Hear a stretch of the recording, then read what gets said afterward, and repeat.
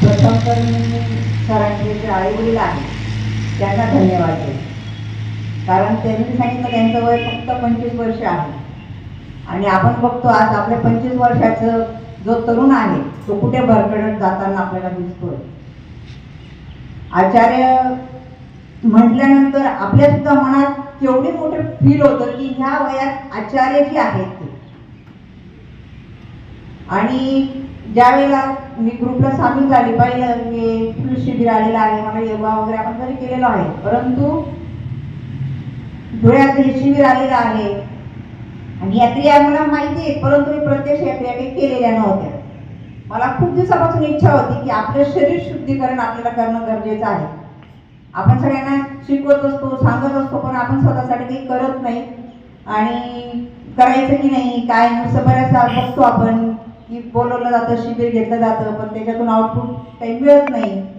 मग यापूर्वी ज्या वेळेला धुळ्यात एकदा शिबिर झालेलं होतं त्यावेळेला आमच्या काही भगिनी आहेत त्यांनी हे शिबिर केलेलं होतं, अटेंड केलेलं होतं. मग मी त्यांना विचारलं की मॅडम असं असं शिबिर धुळ्यात आलेलं आहे, शिबिरचं नावच इतकं छान आहे, प्राकृतिक चिकित्सा शिबिर. कारण प्राकृतिकनुसार जर आपण चाललो तर खरंच आपल्याला जे आहे ते आउटपुट मिळणार आहे. मग त्यांनी मला सांगितलं की मॅडम तुम्ही करा, थंडी तर खूप आहे. कारण मी ज्या दिवसापासून सेवानिवृत्त झाली त्यावेळेस मी 6 वाजेच्या आत काही उठत नाही, पूर्वी 5 वाजता 4 वाजता उठायचं, पण एवढ्या थंडीत पुन्हा जायचं पुन्हा इथे यायचं. आणि मला स्वतः गाडी चालवते पण मला थोडा डोळ्यांचा प्रॉब्लेम होता, त्यामुळे स्वतः मी गाडी काही आणत नाही. मग पुन्हा मिस्टरांची विनंती करावी लागली. ते म्हटले आमचे काही गुरु आहेत तिथं, त्यांनी सांगितलं की मॅडम तुम्ही पण करा, सरांना पण करा, पण सरांनी काही त्यांची इच्छा झाली नाही, पण मी म्हटलं मी करेलच, काही का असेना मी माझी सोय करेल, त्यांनी जरी मी मला पोहोचवलं तरी. माझी मावशी आलेली इथं निर्मला कदम म्हणून, त्या मुंबईला आल्या आहेत, त्या मुंबईला असतात. त्यांनी सांगितलं की नाही मला हे करायचंच आहे. त्यांनी सांगितलं, त्यांनी आणि सरांचा पण एक दिवस आचार्यांचा पण एक दिवस फोन आला, अननोन नंबर आहे, मी उचलतच नव्हती, बऱ्याचदा उचललाच नाही, परंतु ग्रुपमध्ये पुन्हा पाहिलं मी आणि आचार्यांचा नंबर आहे.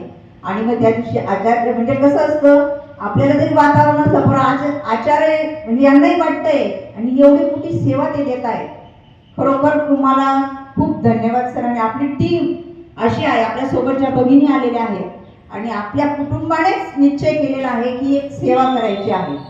ज्या दिवशी सरांनी सांगितलं, मी ज्यावेळेला फी जमा केली त्यावेळेला सर म्हटलं आमच्या म्युझिकल योग ग्रुप मार्फत आम्हाला 2,500 रुपये द्यायला सांगितले आहेत, परंतु सरांनी त्याच्यावर फक्त एवढं सांगितलं की आम्ही एवढं मंगल कार्यालय एवढं.